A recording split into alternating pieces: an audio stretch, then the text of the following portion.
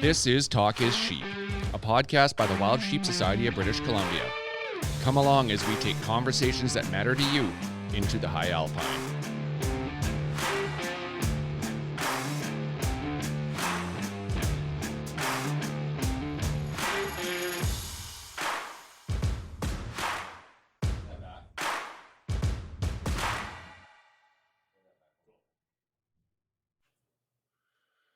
Good evening, Steve-O.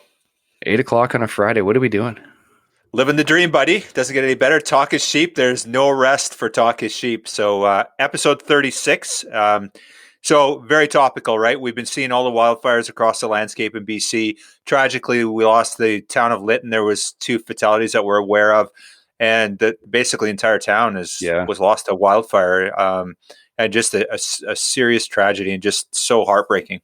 Yeah, our condolences to the band and all the affected members, their friends, families, and just you see it on the news. Like 2 days earlier, the mayor of Lytton and the mayor of Lillooet were bantering back and forth about holding the title of the hottest place in Canada, and then just days later, a tragedy like this tears through and just devastates a community that's always been so good to the Sheep Society as well. Yeah, absolutely. It's kind of the heart of sheep country there for sure. There's no question about it. And, you know, when that happened, you reached out to me right away and said, we got to do something around wildfire. And right away, Chris is like, hey, John Davies, he's our guy. He's our fire guy. He's our fire guy. So let's get John on. So this is a very topical episode, and I really appreciate you thinking of that and bringing it up, and because it's so fitting. And John really kind of, he gets a little emotional on this podcast. You kind of drew it out of him. You started talking about, how Lytton was preventable. It could have, had we had the will or the ability to do it, if the government allowed us to do it, we could have made a difference in Lytton and these other communities that are being affected by wildfire. So John is obviously very intimate about wildfire, and he's a wildfire specialist, and prevention is his thing, right? And he can make that difference. So it's very cool to hear him talk about it and his perspective. And we do talk about the conservation aspect as well, but a lot of it really is focused on wildfire prevention in communities, right? Yeah, 30 years of experience on the ground, right? And you can't beat that. And when I worked for the Wildfire Service, one of the things that grabbed my attention was the RAP attack, and to learn that he was part of it, it's like, holy crap, like, that's pretty freaking cool. And he gets a little bit more into what RAP attack is for those that don't know in the episode. So yeah, it's a sobering episode. It's a great listen, and I thoroughly enjoyed everything he had to say. Well, and one takeaway that was very poignant to me was the importance of First Nations and G2G, and getting work done on the ground for conservation, like getting prescribed fire done. We've been very lucky to partner with ONA, the Okanagan Nation Alliance. Kaylin Glasser has been fantastic. And she asked us if we would like to be part of a controlled burn that they were doing recently, and we were lucky enough to support ONA on that, and they're getting great work done for wild sheep, and other species too, right? All these species are benefiting from prescribed burns, and we're seeing First Nations getting it done, and we're not seeing it anywhere else. So this G2G process, it's controversial at times, right? But there's a case where conservation and wildlife are winning because of it, right? Mm-hmm. Yeah. And for those that don't know, G2G is government to government negotiations. But yeah, it's great. That burn a couple of years ago was Crater Mountain, I think it was.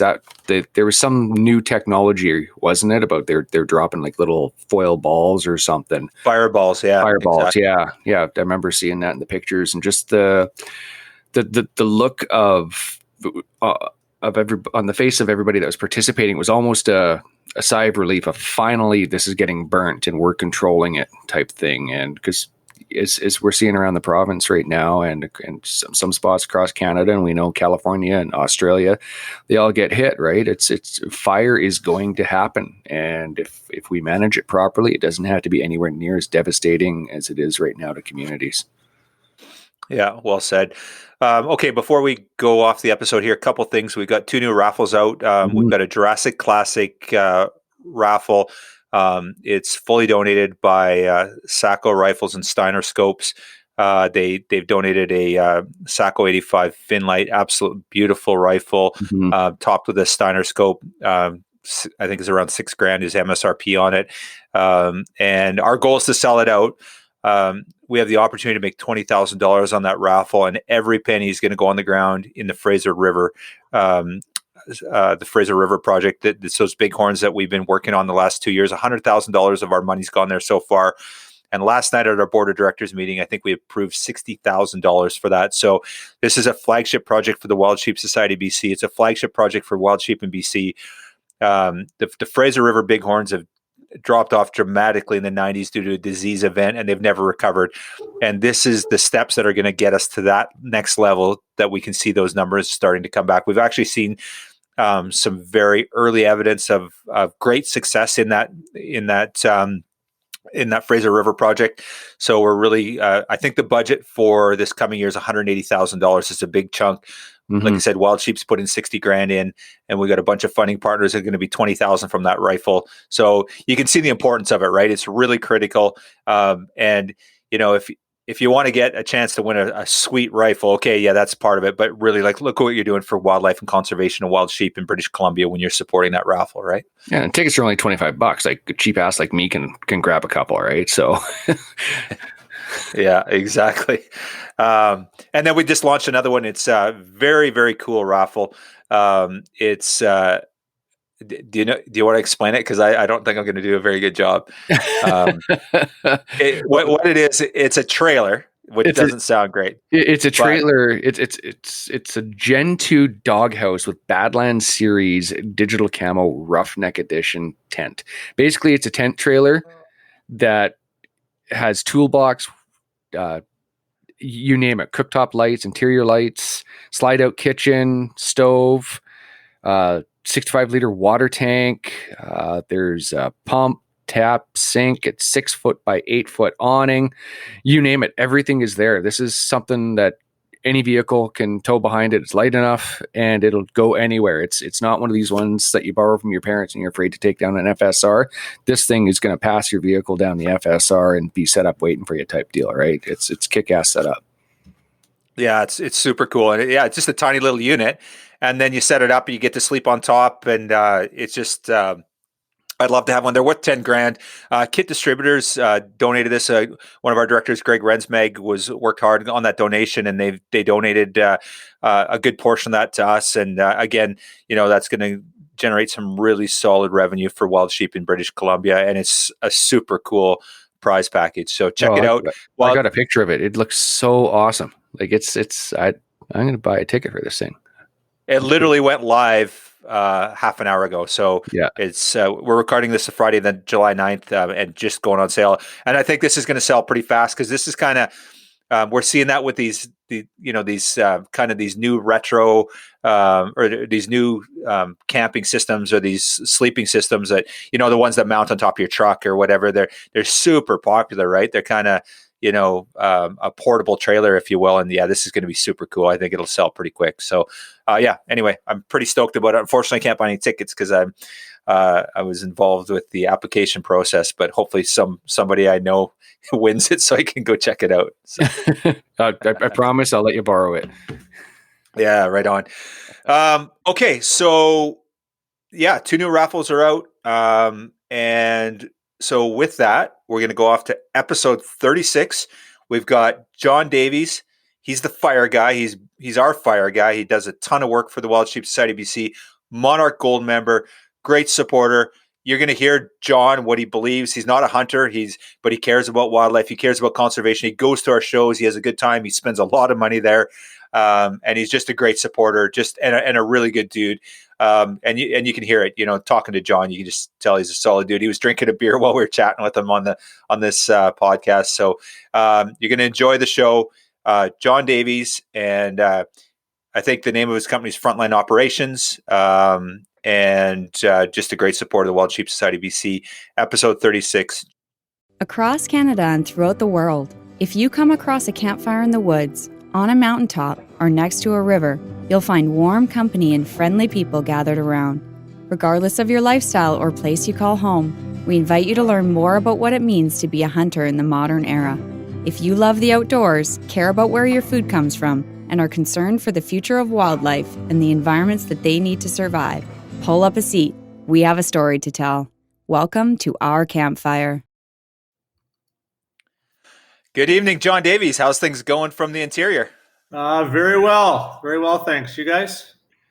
It's not 4,000 degrees up here right now, but I'm sure that could change in an instant.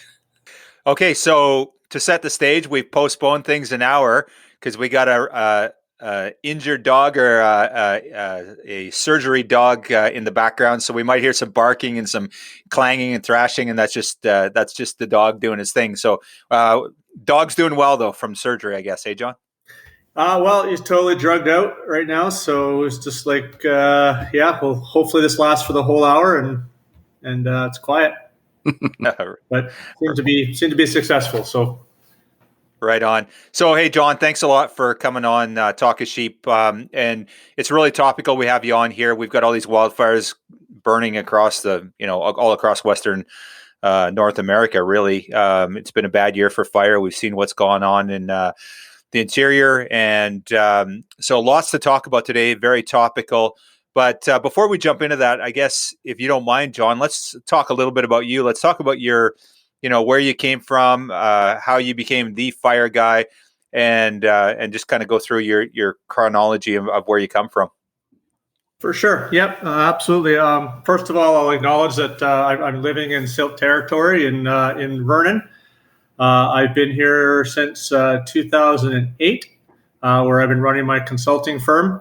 I started back in the world of fire in 1993 when I started fighting forest fires for the government. I managed to get onto their helicopter rappel crew, Rapattack out of Salmon Arm. And I spent 10 seasons there, 5 or 6 of them on the ground. The last, the remaining years were in the helicopter, kicking people out instead of jumping out myself. And I left in 2002 to pursue my registered professional forester accreditation.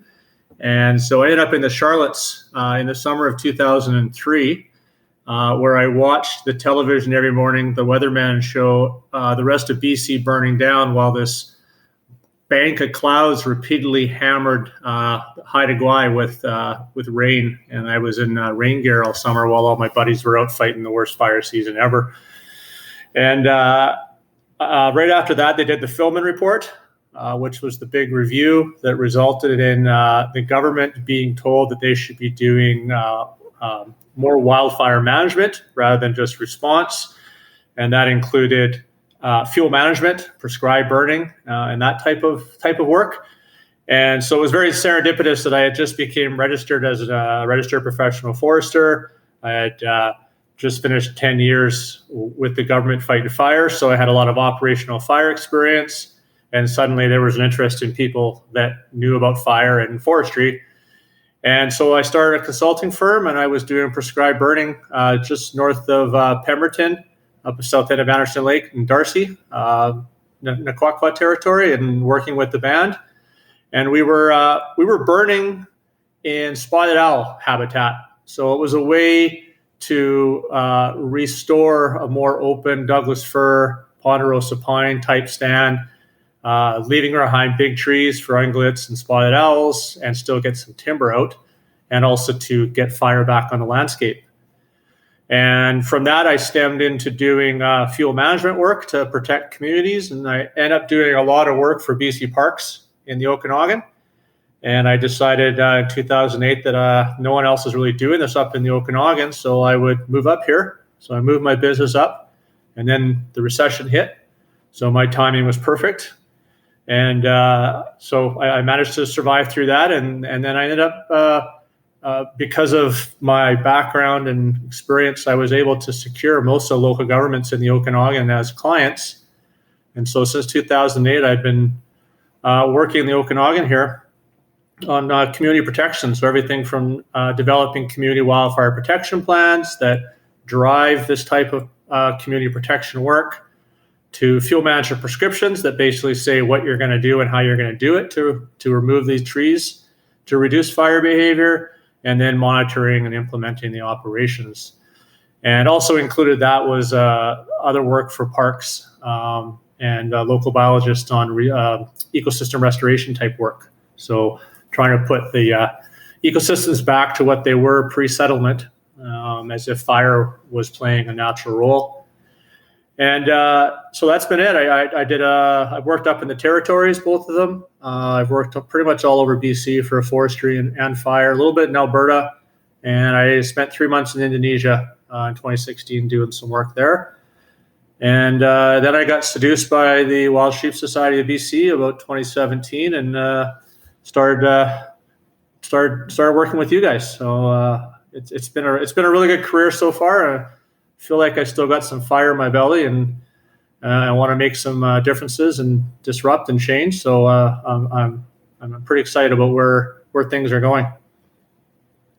Right on, John. That's really cool. Such a cool career. So there's a whole bunch of things there that I want to talk about, but I think you said, was it 2003 you started out in your career? Is that, you've been doing this for 30 years? Is that right? So I started my consulting career in 2004. That's when I incorporated my company and started basically pimping myself out for work, eating what I kill. So yeah, I've been 17 years self-employed. And this sector didn't really exist before 2004. So, those of us that have been around then have helped build this out. And so it was quite different back then. It was a bit of the Wild West. You basically told everyone what to do. No one really had there were no guidelines. So we just kind of made stuff up. Sounds like being a pilot, doesn't it? Sorry. Oversight. Sorry. What I meant to say was 93. So you've been doing this in 93. So you're coming up on 30 years in the business of wildfire. Were you jumping helicopters? Did you say, I know you're a helicopter tech, so you were getting guys to jump out. You were on board the airplane or the helicopter kicking them out. Is that right? Yeah. So Rap Attack is a helicopter rappel crew, and they were developed to access fires with little to no access. So you basically, whenever a fire is discovered, you fly over it, you hover, you drop a line down on the ground. Three people rappel down. A couple cargo bags rappel down or get deployed as well. And then the helicopter has a belly tank underneath it that holds about 300 gallons, so about 5 bathtubs worth of water.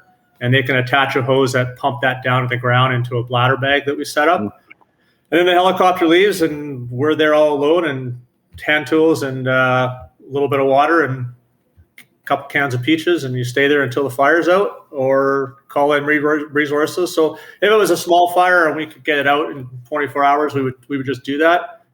If it was a bigger fire, we might call in another crew, or we may just build a helipad so that helicopter or hover exit crews could land and come in and help. So it was a specialized way to get to a fire, but once you're on the ground, you were just a firefighter.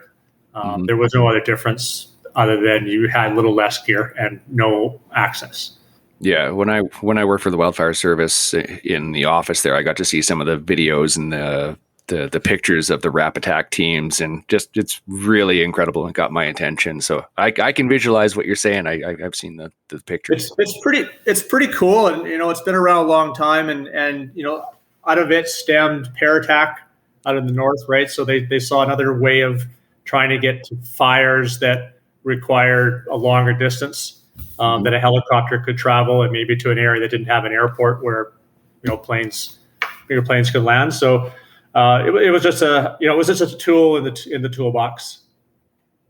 Very cool. So stark contrast to what you're doing today. Obviously, today there's no doubt the work you're doing has a lot more impact on the ecosystem and in fire management. Obviously, being a manager, but that had to be the good old days where you got some pretty cool memories. That must have been just a blast doing that kind of work. Hey, John.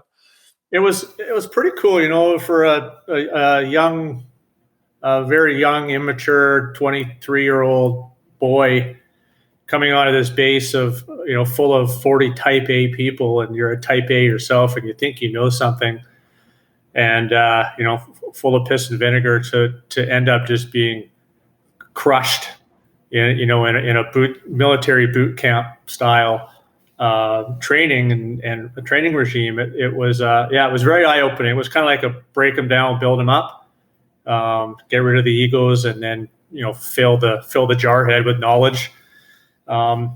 It was the 90s, so it was very different back then than it is now. I mean, I saw an evolution within my decade there of more women on base and more equality and almost a 50-50 par between men and women on the base, whereas when I started, there was one.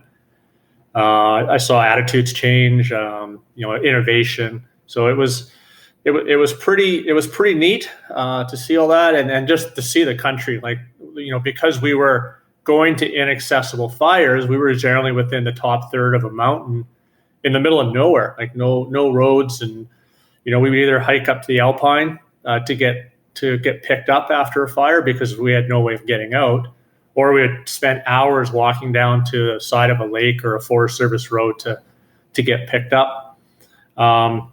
Occasionally, we'd build a helipad to get out. Eventually, we ended up becoming certified with Transport Canada as a hoist on the machine. So we were able to hoist ourselves up and other equipment down. And then that led to doing medevacs for injured firefighters and others and rescue service. So it was a pretty cool way to spend my 20s. It was a bit like Never Land with Peter Pan.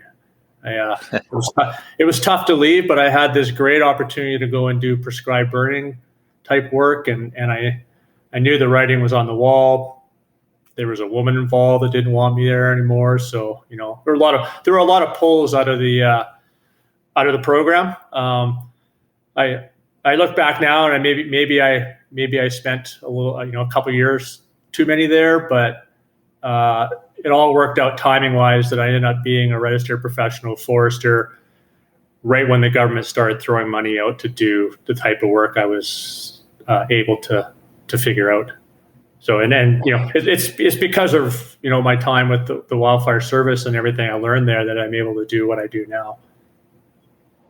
Right on, John. So, there's a couple things I just want some clarity on that, and this is kind of mostly for me, but when we started working with you in 2017, I think it was 2016, 17, a lot of the stuff was, we seen Davies Wildfire Services as kind of the proponent and then there's this frontline operations group. So are both these your companies? How does that work? What's the tie-in? And also there's, I've seen Fire Smart too. So can you explain that a little bit to us, what that means?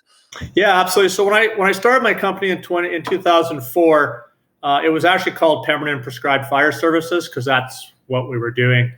And then when the government threw all this money out for fuel management, I knew that I had to expand it beyond just doing prescribed burning.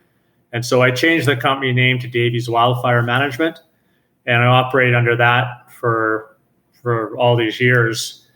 And then it was kind of just myself, and whenever I needed help, I might bring someone else on. And in 2017, I got really busy.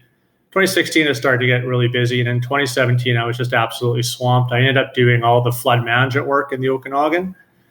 And I had a whole bunch of just fire-related stuff, and I needed help. And I ended up getting introduced to my business partner, Andy Lowe, who was also trying to get out of the wildfire service. And so we chatted, and we ended up coming to terms, and he came and joined me. And the idea was that, if it all worked out, that, we would change the name to something that wasn't just, me.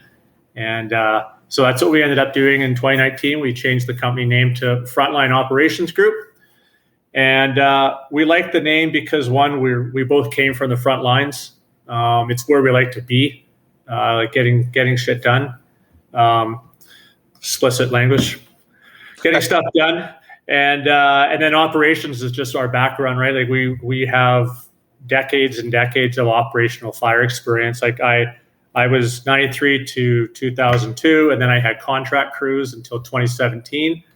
My last fire I was on was the Elephant Hill, and that was 25 years of spending time on the fire line. So we were both very operationally experienced, and then we liked the idea of group because we didn't really see ourselves as bosses, or more so as just as trying to lead a group of people to achieve some objectives. So that's kind of where the name came from, and it was doing all the same stuff that Davies Wildfire Management was. Right on. Okay, so John, we've got this situation in BC now. We've seen the Lytton fire. We've seen a lot of issues over the years. California has been horrendous the last few years.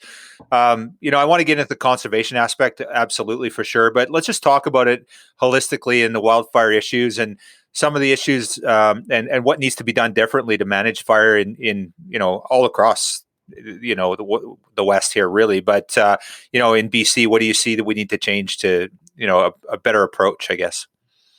Oh, this is only an hour-long podcast, right? Yeah. I'm deeply saddened and similarly disappointed in what's happened in Lytton. We lost a town, and at least 2 people that we know of are dead.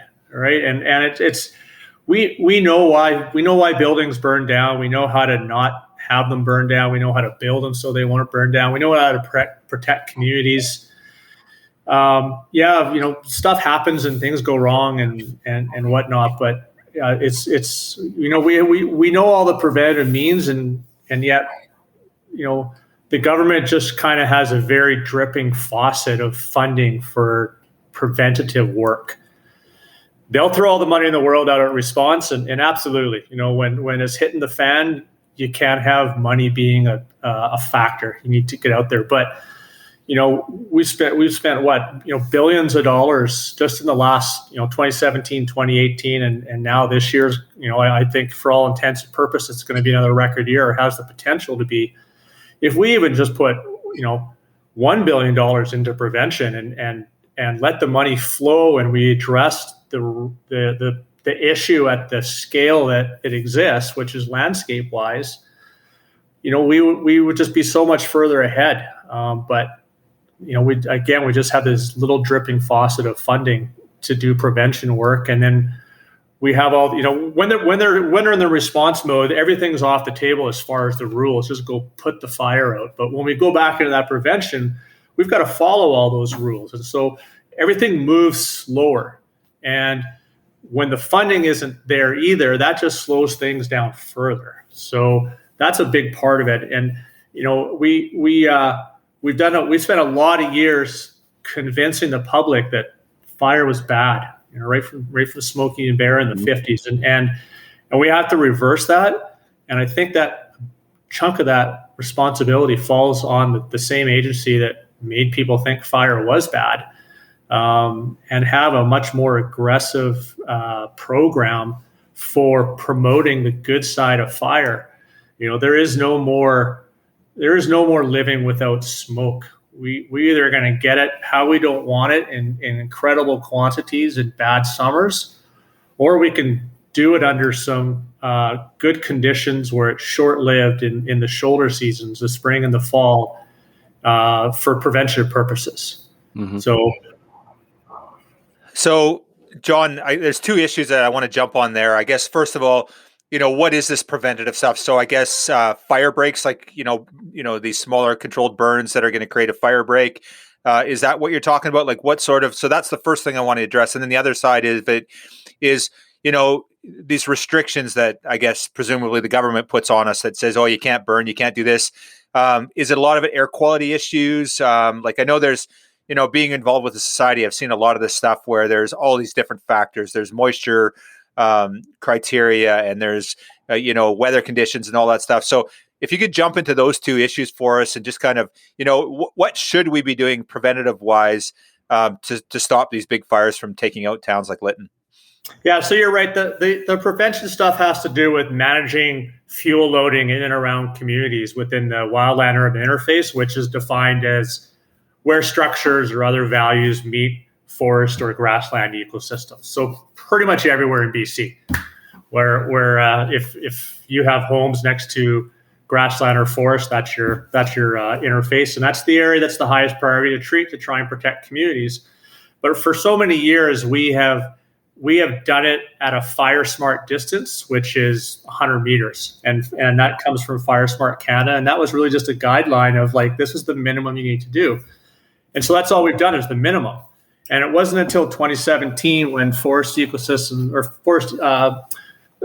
Society of BC came out with a whole bunch of money and started to allow for landscape level treatments. So large scale fuel breaks. So starting to, and the thing to consider is that, these fuel management treatments like thinning, pruning, burning, all of that are really just fire surrogates. So it's all stuff that fire would have done naturally pre-colonial settlement. First Nations used it. Lightning itself, right? It would have our ecosystems developed with fire. They either need it for reproductive purposes or to remove competition. And so all the ecosystems in BC at some point would have experienced some type of disturbance, and for the most part, it was fire. So when we go and do these treatments, all we're doing is implementing a surrogate to fire.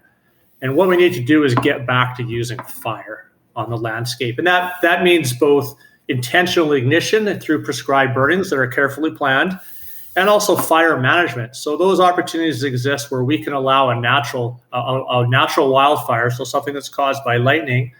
And some people might argue, even a human-caused fire could be allowed to burn if it was safe to do so, that we manage those fires to do what they're supposed to do on the landscape. That requires a lot of pre-planning and a lot of risk management. And we live in a risk-adverse world, particularly with government.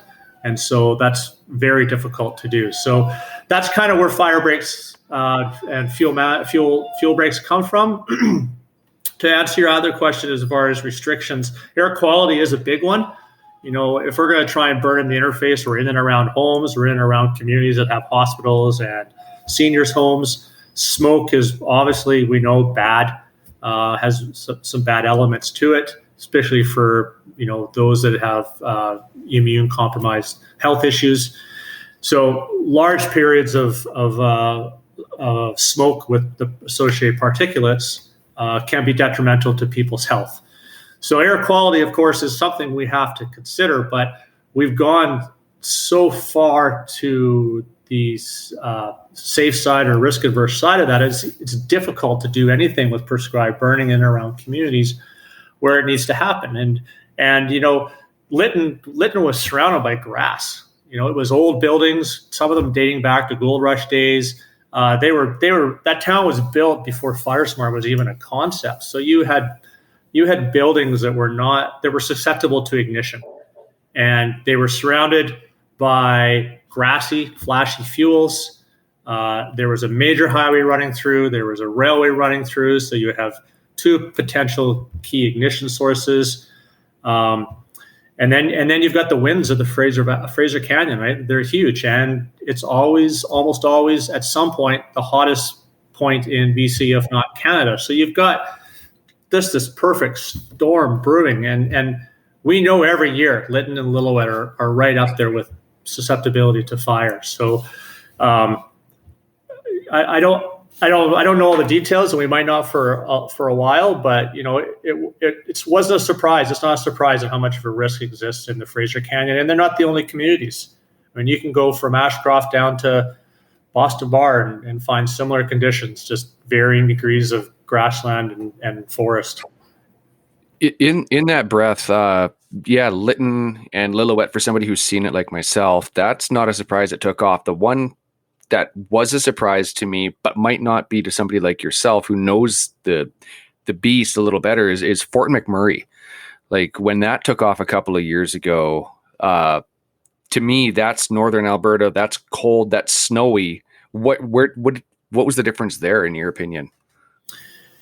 Yeah, I think if I remember, I was in Indonesia when that was going on, so I was following everything, 18 hours behind, and if I remember correctly, it wasn't given the attention it needed early on when it was small and it was allowed to build up. The boreal forest is just fuel from ground to crown. It's tight, dense stands. It's I don't know if it was in the beetle kill area, so it would have had a lot of fuel in the ground. And I think it just had some big winds behind it. So, fire always follows the fuel. Mm-hmm. And I think it was a pretty consistent fuel source up there and had the winds behind it. And then it just, once a fire gets chugging, man, it's tough to do anything with it, especially when it gets into the crown and then when it starts to spot. So I think, the Fort McMurray was buried deep in the boreal forest, surrounded by trees that people love to live next to. And it didn't, as far as I know, really have any preventative measures done. So, okay. We've seen, you're up north, Steve, you see fires, Prince George North all the time. I mean, those forests were developed to burn so that they could regenerate. Mm-hmm. So it's no, fire's not foreign to them. Oh, cool. Awesome. So, John, have you seen an evolution? I think you said it was 16, 17 that you mentioned there was more money available for preventative fire. Or prevention, I guess, really. So have you seen an evolution? And, we're seeing these things like, we see a town like Lytton lost. We see in California, things that are elevated at the national level, the president's weighing in on stuff like that. Has public sentiment changed? Has government's approach to it changed? Have you seen an evolution since you've been involved in the prescription business, I guess? Definitely. So as far as the funding, right, because the government put this money on the table, they didn't want it getting lost every fiscal year end and then trying to find it again. So they just put a whole bunch of money into the Union of BC municipalities where it could sit. It wasn't tied to fiscal year end, and all the local governments could go and apply for grants. But they were capped at how much they could apply for. So a place like, say, Prince George, which is just buried in the trees, has trees not only around it, but the whole community just has trees throughout it, big stands of it. They could apply for the same amount of money as, Falkland in between Kamloops and Monty Lake, right? They both qualify for the same amount of funding, which doesn't make any sense. And then the same for some place like Whistler or Kelowna, Vancouver, they all would be able to receive the same amount of money. So there was no real, that part didn't make sense. And over the time, you were always struggling to get funding to deal with it. You're always hitting that cap. And then in 2017, that FES-BC came out, and there was no cap on what you could apply for. So some organizations were getting $1 million, right? And when you think that some of these treatments can cost $5,000 to $10,000 a hectare, depending on slope and density and aspect and access and all of that, you can eat through $100,000, in 20 hectares or less. So when you start thinking about trying to fix the problem out there at 20 hectares at a time, I'll be retired before we get anywhere near that. And so when FES came out and suddenly you could get $500,000 to actually address a problem properly, it really changed the game.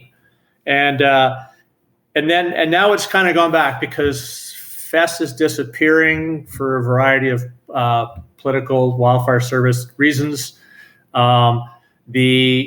Where before local governments were able to apply for funding to address risk on Crown land, so unceded territory outside of municipalities, that is now moved over to forest districts. So they manage all that now, which is good because they're the land managers anyways. And they can deal with other values on the landscape besides just a reduction in fuel for fire behavior purposes, which is important when you start getting into stuff like habitat enhancement type work.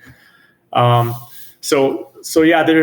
been that kind of progression or evolution over time where it's steadily gotten better, but only incrementally. And then 2017, the gates just opened up. And then in 2019, they they kind of shut it down again when there wasn't any support from the Wildfire Service, and the money got pushed over to local governments over to forest districts where the Wildfire Service could still have some say in what goes on. So that's, there was a peak, and now it's come back down, and we're back to banging our heads against the wall to get rid of the headache. Okay, so John, we talk about prescription, and just, I guess, for our listeners, and I didn't know this, Chris educated me on that. My understanding of prescription is the work you're doing. You're writing basically a burn plan. You're coming up with the concept. You're prescribing the burn. You're not doing the burn. That's the paperwork to get us there, right? Am I correct in that statement? Pretty much, yeah. So anytime you want to cut a tree down on unceded land, on Crown land, you have to have permission from the government because they manage the trees on behalf of the public of BC. And in order to do that, you have to meet all the regulations and whatnot in the variety of acts. So you have to not hurt the dirt, not hurt the water, don't hurt the wildlife, don't hurt the air, and explain how you're going to potentially regenerate the site. But otherwise, you have to tell them how you're going to get those trees out of there or destroy them with minimal impact on all the other values that are out there. And so that document is the practice of forestry. And that can only be done by foresters, which is why we have a right to title and practice. We sign and seal something, and then we become responsible for it. And if we are negligent, if we make a mistake, that's one thing. But if we're negligent, then that is a much bigger issue. So all the action regulations have to be followed when we develop that. When we want to burn something, we have to have a document, a prescription that says that this area needs to be burned or should be burned or can be burned. And the burn plan is a separate document, and it gets reviewed by the Wildfire Service that basically gives you authority to, they agree with what's in the burn plan. But the authority to burn actually comes from the land manager, which is at the forest district. So as long as you can do a burn plan that's acceptable and meets all their criteria, it really comes down to the forest district manager or his or her designate that lets you do the burn. Okay. So now, would you say, like with these prescriptions, and you talked about fire prevention tactics, basically, you talked about fire itself, like, that's the good one. That's the one you want to do. But you talked about, slashing and removing trees and that sort of stuff. I've seen, since we've been involved with you, you've done a ton of work for us, and quite often we're stymied, right? We're not getting the approval for the burn. So would you say the majority of the work that you're doing is like, and we did quite a bit of work with you with slashing projects in the Okanagan and stuff like that. Is that the majority of the stuff that you're getting approvals for, or are you guys getting some burns off? Like, how often does that occur for you guys? So the second question, as far as the burns, I mean, we've got one burn done with Penticton Indian Band, which was more a test in trying to get the government to work with the bands to just do a burn that Wildfire Service wasn't in charge of. So while it didn't have any benefit to sheep because it wasn't in sheep territory or sheep habitat, it was a deer winter range. It helped create a model where the government could work with the band. So there was that government-to-government interaction, which they both want. There was reconciliation, like actually doing reconciliation. And that contributed to the Crater Mountain burn because we were able to get the district, the Forest District, the Wildfire Service, and the Okanagan Nation Alliance working together to go and do this burning on Crater Mountain, which has happened a couple times over the last couple of years. So that's really been the only burn that's happened in the Okanagan. And a big part of that happened, I'm going to say it all happened because of the involvement of First Nations basically saying, we're going to go burn.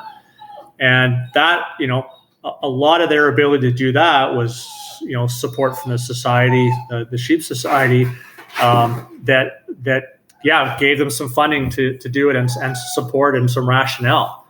So it was a big part to getting that going. And then everything else we've done, all the treatment wise, that's all just been thinning and pile and burn or other type of removal. So it's very minimal burning.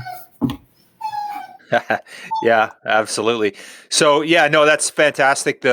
ONA has done a great job with regards to, moving that burn project forward. I think there was the two of them that they did, and we're very fortunate to be part of that.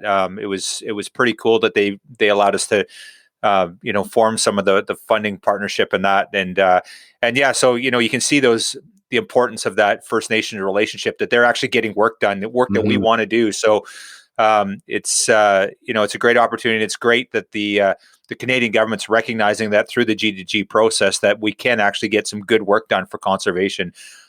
So it's we're really excited about the work that Kaylin has done there with ONA. So really exciting and very cool to be part of it. So moving forward, do you see burns on Crown land? Do you see any of that on government territory, or is it going to be only on with First Nation G2G stuff moving forward? What's your feeling there, John?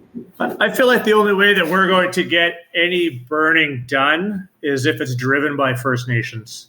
Yeah. And part of that is because the Wildfire Service doesn't think that the expertise or these skills exist outside of the Wildfire Service to do wildfire management, to do prescribed burning.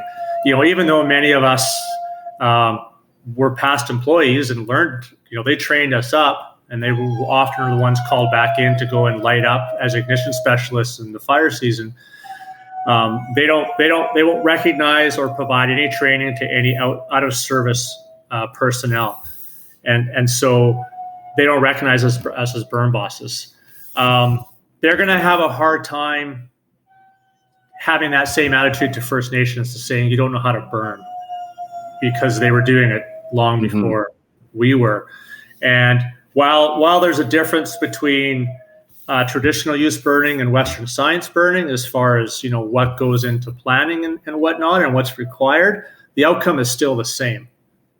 And I think that there's an opportunity where people like myself and my colleagues can provide the support to First Nations on the Western science side and do the paperwork that needs to be done, and then stand behind the bands and provide support and or mentorship to meet the obligations, like the regulations, the act, the legalities within that burn plan, to help them avoid doing anything that would contravene those plans. But the bands, they always burn early in the season, so the impacts were low.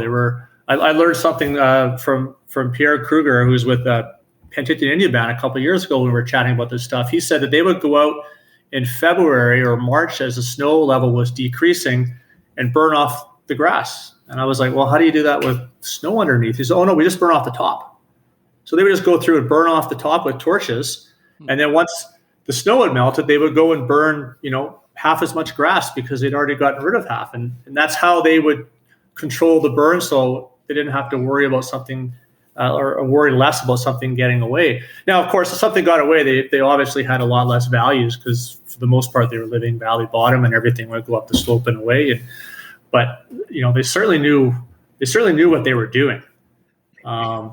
All of that changes, of course, when you start throwing values like structures and power lines and roads and railway tracks and schools and all that stuff in. It's you have to be more concerned about something running up a hill now. But that's where I think the partnership comes in, is they know how to light a fire, and we just need to provide the support on containing that fire.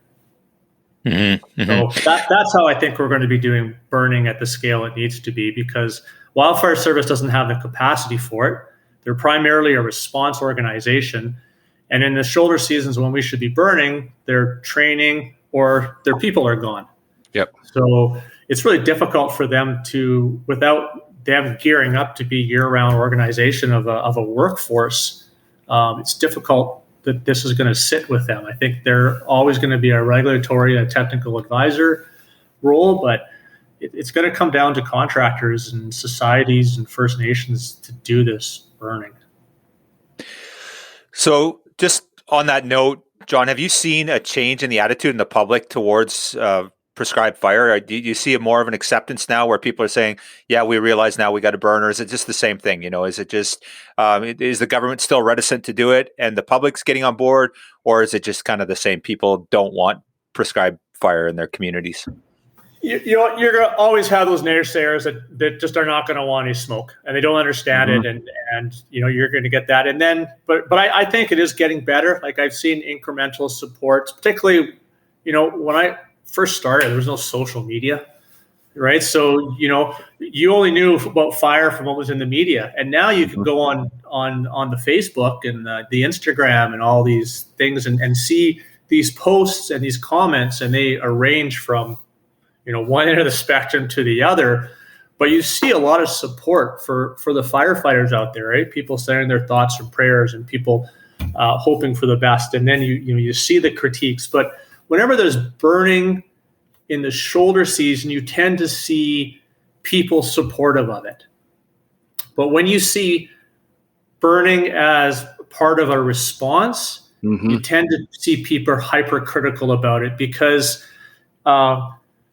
no one, there's much more of an uproar when a fire gets away because you lit it trying to stop another fire than if you light a fire to stop another fire and it works, because that's just your job, right? You shouldn't mess up. But when you light a fire in the middle of fire season, there are so many variables, wind changes, temperature changes, and inversions, like all those things, they can come into play, and suddenly it's gone. And it's an art, it's a science. It doesn't always work, but when it does, it's sometimes your only tool against these big fires. I saw a lot of support on Crater Mountain in those comments. People saying we should be doing more of this. I see more comments online about people saying there should be more burning to stop these fires, and that I think that really segues into the value of fire to habitat enhancement type work. Yeah, the other day on Facebook, the Wildfire Service announced that they were going to be doing a backburn on Decca Lake, and it was pretty much a 50-50 split.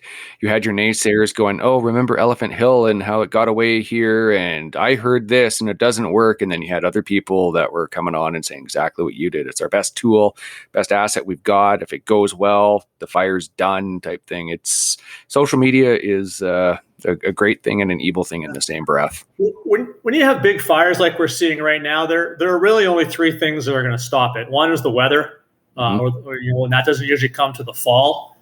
Two is it running out of fuel, right? It runs into a lake, it runs into a clear cut, it runs into gravel roads and road systems and marshes and whatnot. Or you burn away that fuel so it runs out of fuel, because the fire crew guys that are, and women that are out there right now, I mean, they're working on the flanks and the back. When you have a rank 5 fire, you don't have crews up at the front. You're at the back and you're working your way around the sides, trying to pinch off the head. But the whole time you're doing that, the fire is still running, sometimes 10, 20 kilometers a day. 20-person crew can't catch up to that. The only way you can do it is to cut a line in front or find some other fuel free and be prepared to burn when the fire gets close. So, it's again, it's an education thing. I think that there needs to be more of that. And that type of work clearly lies within the wheelhouse of the Wildfire Service. They have the expertise for it. They have the equipment. They have the contracts. They got it all. They're the ones that should definitely be doing that. In the past, they've called in for outside help when they need it. But that's definitely, I'm fully supportive of that lying within their realm. Mm-hmm. So, John, let's pivot now to the conservation side of it. You just touched on it there, that there's benefit to wildfire for habitat enhancement.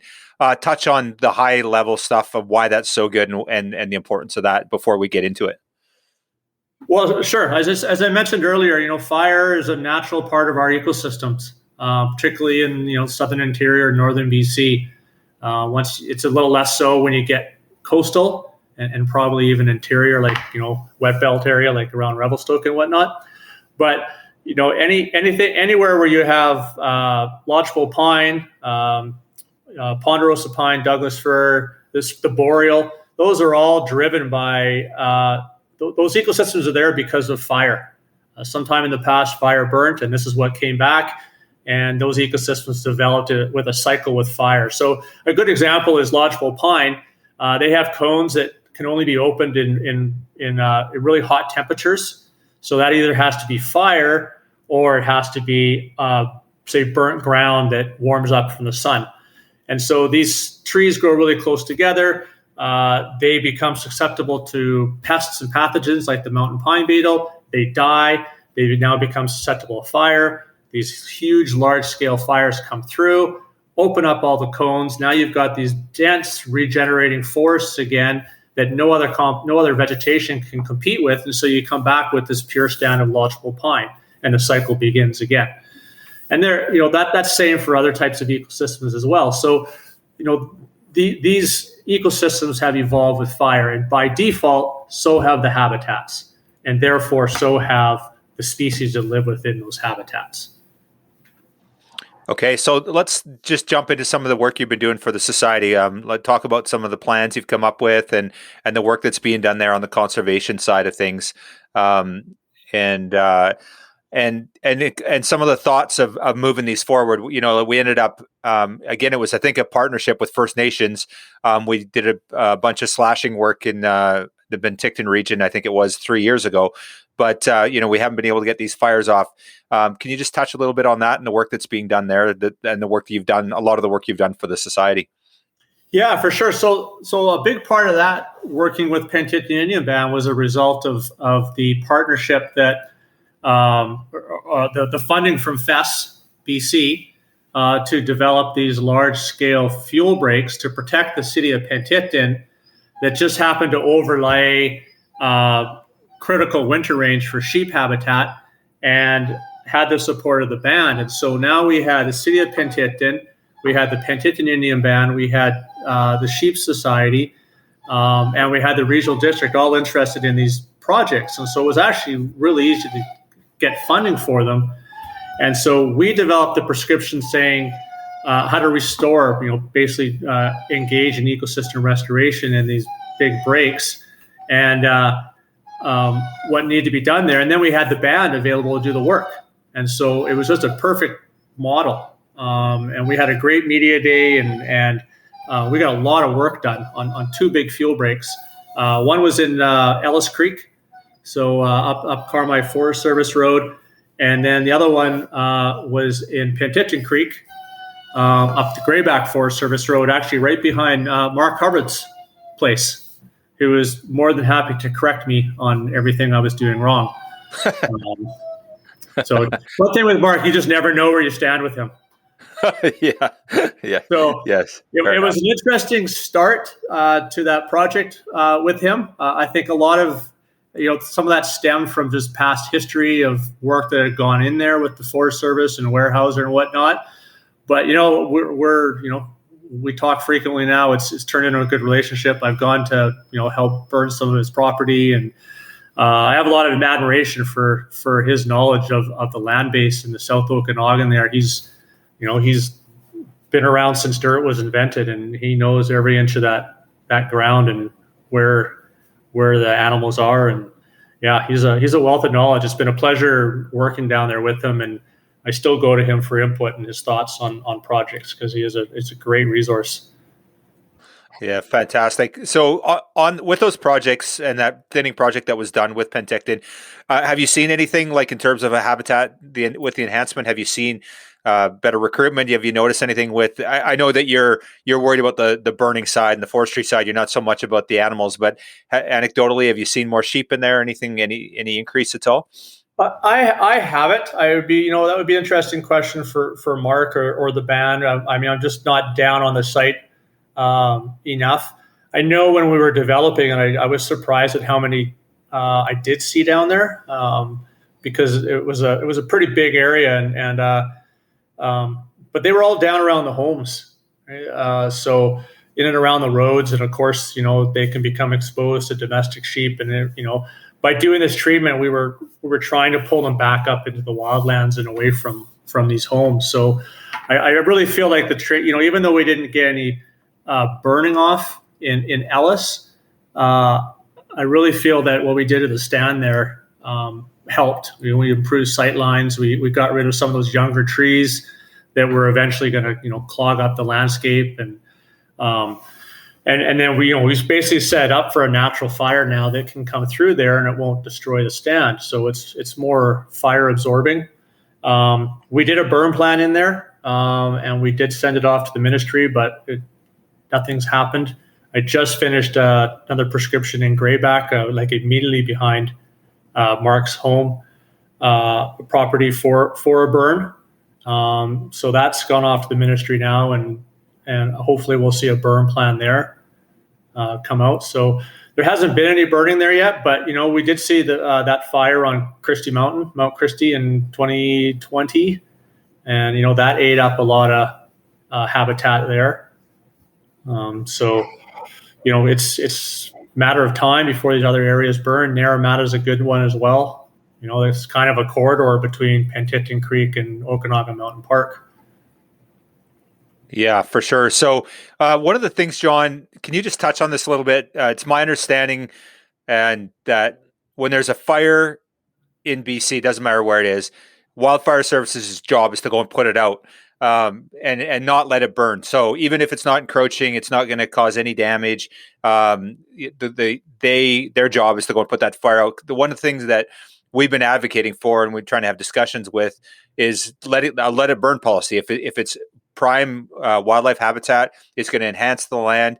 It's doing the work that we need to do anyway, and just letting fires burn.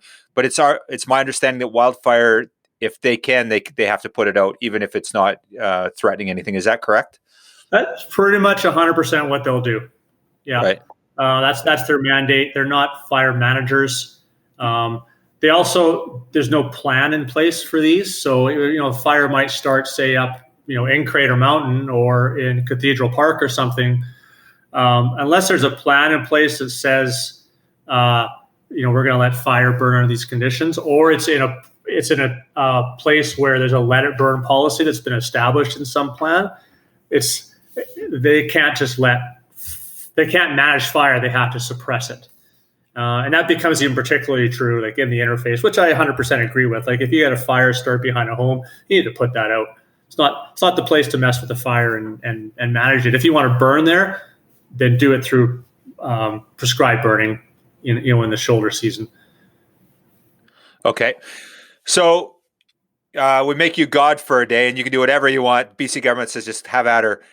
What's your magic solution? How are you going to fix everything related to the issue, habitat enhancement? From a conservation perspective, and then just dealing with making people's homes safer and reducing the risk of fire. What's the main things that you would do to change things with fire in BC? Well, in the acts that govern how we manage land, we have to address things like visual quality objectives, wildlife, timber, water, soil, all that stuff. But nowhere in there is there anything that says that we have to account for fire's role in the ecosystem. And if we were to be managing these forests in an integrated way where we accounted for wildfire and we're able to allow it to burn in certain areas, like when we do a prescription, that would certainly help. So I think until we start addressing and accounting for fire's natural role in our ecosystems, we're not going to get anywhere. We're just going to keep this cycle of slow years with minimal preventative work to these freak out years where it's just full chaos, like now, where we're chasing fire. So we need to address wildfires as part of the ecosystem in our plans and prescriptions, in all of them. And I think in some regards make it mandatory to do prescribed burning and to build up that skill set outside the wildfire service. It used to be done all the time in the prior to the 90s. A lot of harvest companies, logging companies, they just went and they burnt off their harvest units. It made it easier for planting. It was good for the soil, nutrients, all that. Reduced the fuel loading. But that all got kiboshed, with government policies and fear of smoke and risk adverse liability. So that would be it. Would be to reintroduce fire as part of forest management. So do you see that ever happening, or is it going to take a watershed moment where we lose a Kelowna or something where we say, holy crap, we have to change our approach to it? Or do you just think it's we're just gonna continue fighting this. It's never gonna change. I think we've, in the last, since 2017, 2018, if those weren't watershed moments, I don't know what it takes. I don't know how to define a watershed moment. Lytton's gone. This year is already out of control. We're not even into the heat of the season. So, I think we've had enough lessons. So we need to start learning from them, not just looking for more lessons. And I think we know what we need to do. We just seem to lack the political will or the gump to do it. And that's why I think a big part of what needs to be done is going to flow through First Nations, because when they want to do something that involves some traditional past of theirs, I don't know how the government says no to that. So I really think some autonomy on the band's part, First Nations, is really going to be the key to getting us out of this. And you can actually see that in some of the social media this summer. Is Indigenous are calling for more Indigenous burning, getting them back on the landscape, doing what they did before. We're never going to fireproof our landscape. We can only make it more resilient and more absorbing of wildfire. So, and those are pre-settlement conditions. We're in this conundrum now because we put a value of timber on the landscape. It has value to the government, has value to society. We have interface, so we have to stop fire. We create a reservation system and push First Nations onto them. So we don't have any anthropogenic fires anymore, other than bad ones caused by cigarettes and whatnot. So and then we have all these reasons where we've excluded fire from the landscape, and until we get it back on the landscape, and I believe First Nations are going to be able to do that, we're just going to keep going in this cycle that we're in, where we get lucky some years, and other years it's what we should be expecting. Yeah, right on. So key takeaway there is let's get our First Nations G to G and get them working on behalf of, and certainly, conservation of wild sheep. And that, that's one thing that we recognize is the good work that's being done. We've been very fortunate to work with ONA on that burn in the interior there. And a lot of great work being done, and hopefully we can rely on them to make a difference, because our government doesn't have the will to do it. So fingers crossed on that. Steve, do you got anything else for John before we wrap it up here? When I was doing a little bit of research into this, I saw some numbers from 2017, and it said that there was about 685,000 hectares that needed to be treated in BC. And as you said, about 5,000 per hectare. And the government in 2017 at that time had spent $78 million on fire prevention, like after the fact, like responding. And they need to spend $3 billion to bring things where they should be. And the number that blew my mind was that to date, they had spent $17 billion on earthquake preparedness. So, yeah. For those that can't, I'm glad you brought that up, Steve, because I just shake my head at this. Is that I think this is a political thing as well. And there's a lot of people in Vancouver, but they're spending a lot of money on something. They don't know when it's going to happen or if it'll happen. They think it might. They've got the science that say that it might happen. It's been a long time since something like that has happened. We get fires every single year in BC. They are part of our ecosystems, and they rip through towns. They disrupt people's lives. They destroyed a town this year. And we spend pennies trying to be in preventative action. And imagine what we could do with $19 billion. Exactly. We could fix this problem. Oh yeah.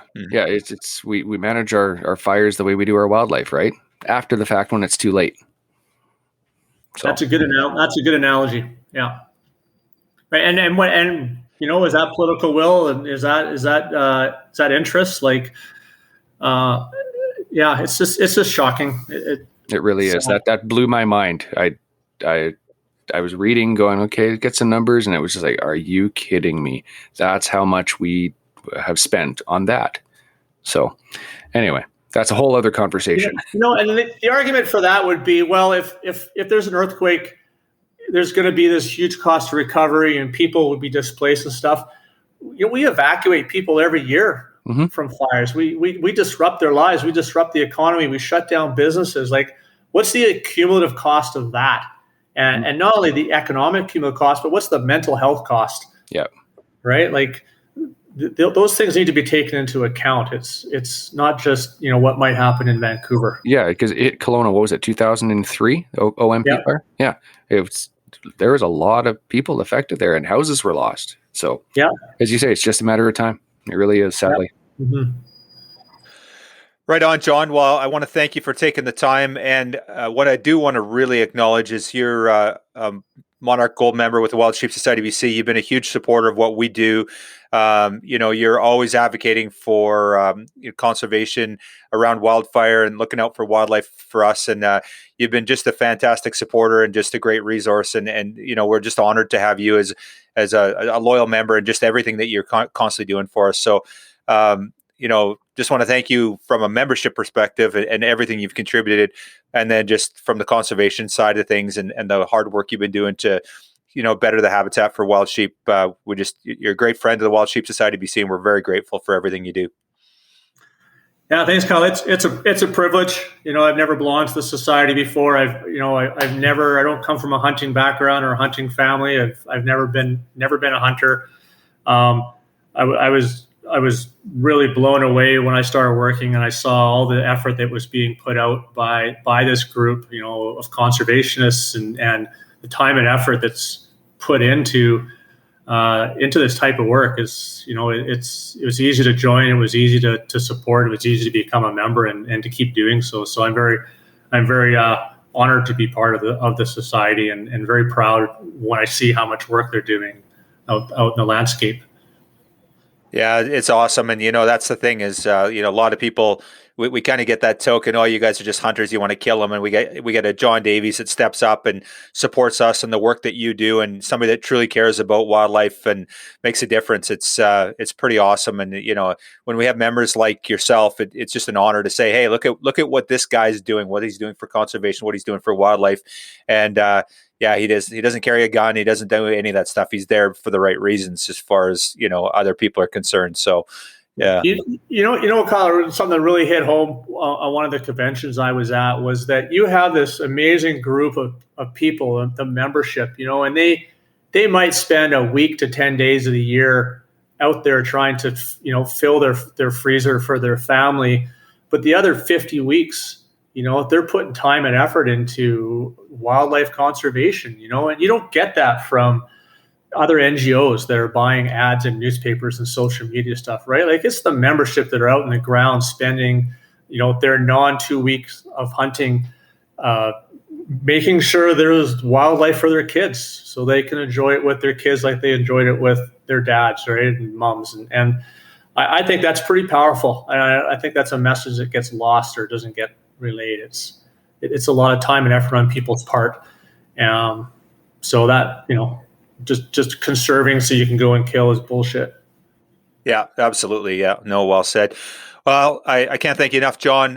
We've taken enough of your Friday night, and I'm sure your puppy needs a little TLC there too. I just want to thank you for taking the time, and it's always a pleasure. I always enjoy just talking to you, John, and I could have sat and talked for another 2 hours about wildfire. So I really enjoyed it, and look forward to. I'm sure we're going to see you in March in Kamloops. I'm really looking forward to that, so we can have a beer and talk more about it. So I'll bring my coin.